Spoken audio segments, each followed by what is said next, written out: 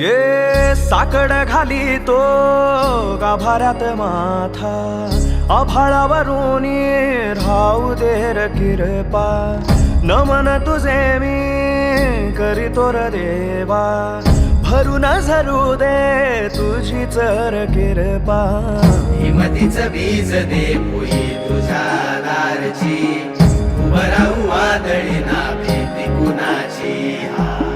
साथीला तू राहूबा मी वाट चालतो, खडतर वागडी असो दूरची.